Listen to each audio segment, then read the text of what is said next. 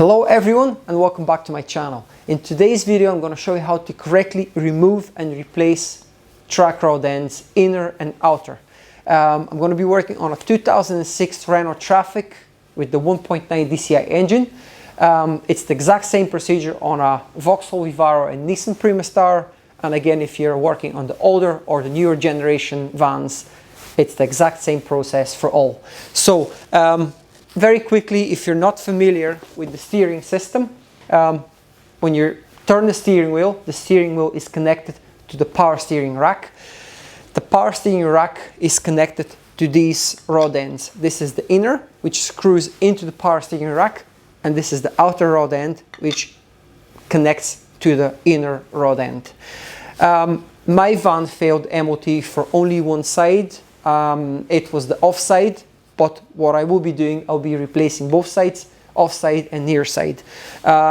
Sometimes people replace just the outer rod end. This, in my opinion, is a big mistake, because what can happen is you can have play in the inner ball joint here. So you don't only have to do this whole thing again, but you're going to have to pay money again for wheel alignment. So in the long run, if you do the job once, you do it right, you're going to save money. I'm going to be using Febi parts. They're made by Bilstein Group. Bilstein Group, if you're not familiar with the brand, they own Swag and Blueprint, which I'm sure if you're from the UK, you will probably recognize Blueprint. So these parts are very, very high quality. They're OE matching. They come with 3-year warranty, and they're very great value for money. So if you're buying these parts, you're buying them at a fraction of the cost of what you will pay if you're buying the genuine parts from the dealership. I don't want to waste too much of your time.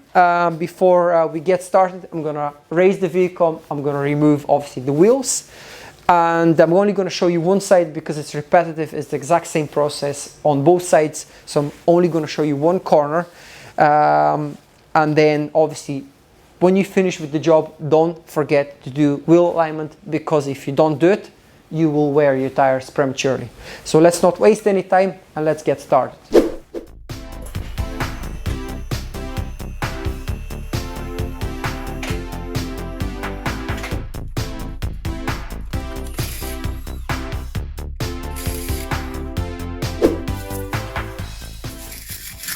Before we try and remove this nut, let's try and clean up as much of this rust as we can with a wire brush.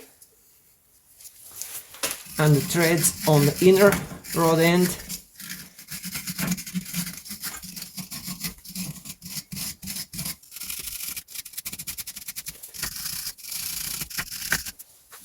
A bit of WD-40, both sides. You want to try and undo this nut first, because if this is loose, then you're not going to be able to loosen this nut, because this is going to be moving left and right. So that's how I do it. I put a 21mm spanner. I just hit it with the hammer, just enough so it loosens, and then we can remove this from here and thread the outer rod end. I like to use one of these spanners. This is a 15mm spanner, and this was easier than I expected. It started to spin, so I'm gonna try and use an Allen key here, but because of the rust I might end up having to cut this, but we'll try and remove it without cutting.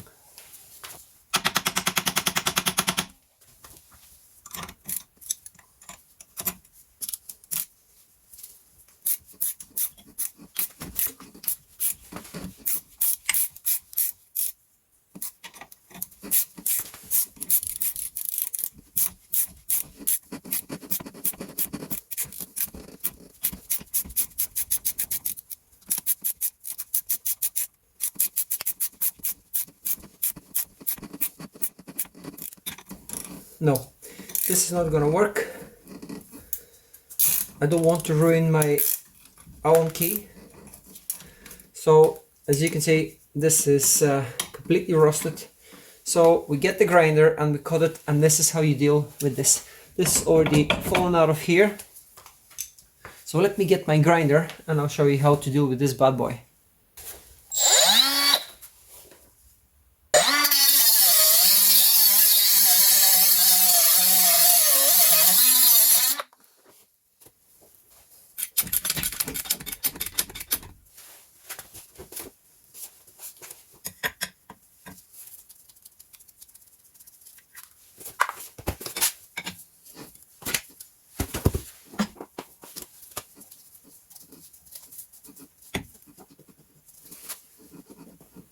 Yeah, I can feel it.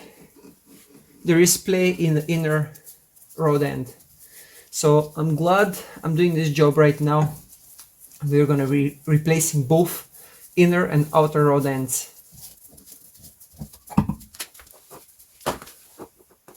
It is a good idea to count the threads or just measure with an engineer's ruler exactly the distance between the knot and the end here. So you can fit the new one in place. And then when you install the outer rod end, just try and keep the same distance. Obviously you're going to do wheel alignment, but just so you don't wear your tires pretty badly by the time you get to the garage. I'm going to show you how to remove the inner rod end. I hope you can see it clearly. There is a clip here that we can remove by squeezing it with pliers. But first I'm going to attack this back clip here. So literally wiggle it. I might get a shorter screwdriver if I can do it with this one. It might actually work. So this is loosened up. So as long as you get it loose,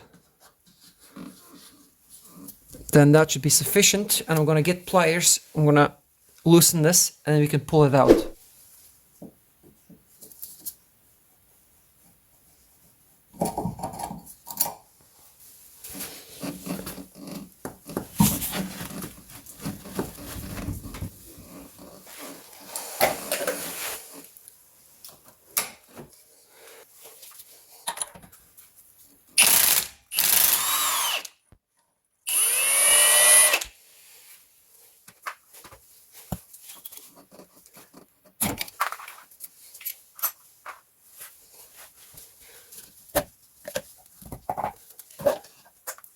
The best way to remove this inner track rod end is to turn the steering wheel to the right.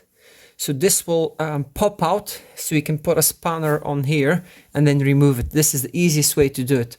If this doesn't work, you can try cutting this with a grinder, but then you're not going to be able to put a socket because this actually here diameter is thicker than the spanner at the back. So that's not an option in this case. It's an option in other inner track rod end, but not in this case. So turn the steering wheel, push it out, and then put a spanner on it and take it out. I'll show you how to do it now.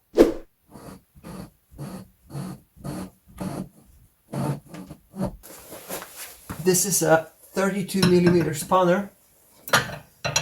So put it in place and hit it with a hammer. And this is how you take it off.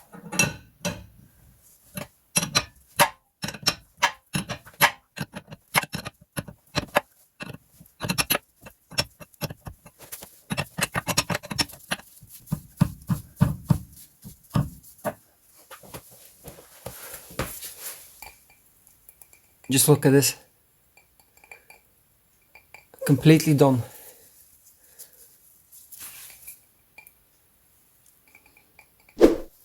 First part that we're going to install is going to be the inner track rod end. Just screw it in place. We're going to be replacing power steering rack boots. The old ones are no longer in good order, so we'll be replacing them with fresh ones. They're great because they come with both clips. I'm gonna put the part numbers in the description. This is 27128, which suits the Renault Trafic, Vauxhall Vivaro and Nissan Primastar. Let's not waste any time and let's get started. Try and keep the bolt as straight as possible because we're gonna install this boot on the top. So you want to make sure this is nice and straight so it will go over this power steering rack shaft. First thing we're going to do is we're going to tighten this bolt. Okay, so let's go ahead and tighten this inner rod end. This is a 32mm spanner, and again I've put plenty of torque, but again I'm not going to go crazy because I don't want to damage anything here. So the second job is push the boot in place.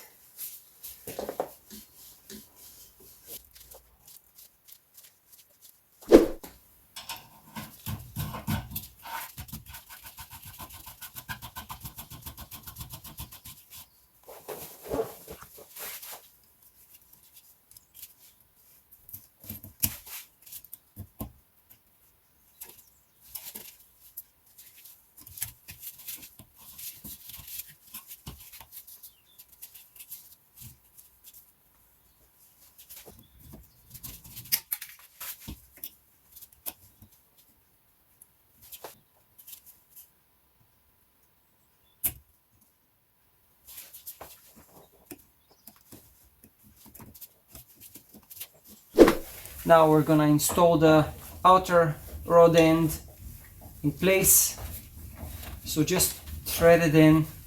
This is obviously a locking nut here. So once we install this in place, then I'm gonna steer and adjust it, and hopefully we don't even have to do that. So we can just rotate the steering rod assembly, or the front strut gently.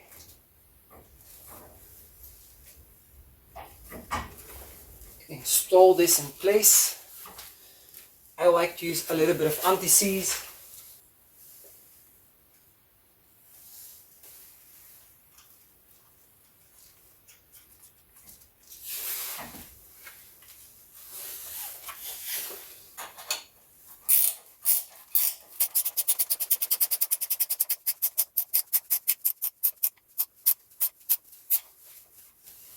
That's tight enough for me.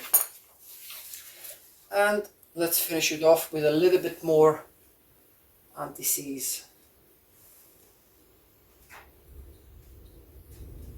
I'm gonna pack it in here and put plenty of anti-seize just in case if we ever have to come back again and remove these parts. So hopefully this will stop it from corroding. So that's how easy it is to install a track rod end. You saw the removal, the installation. Obviously just make sure that you tighten this before you go for wheel alignment. I don't have to obviously tell you this. I'm sure if you're doing this job, you know that once you work on the steering system, you're going to have to do wheel alignment, otherwise you're going to wear your tires. So count the threads when you remove it, and then when you install it. You're never going to be perfect, but as close as possible to having the wheels as straight as possible. So lock the nut in place, and that's us. That's how easy it is to install track rod end. So hope you enjoy it, and I'll see you soon.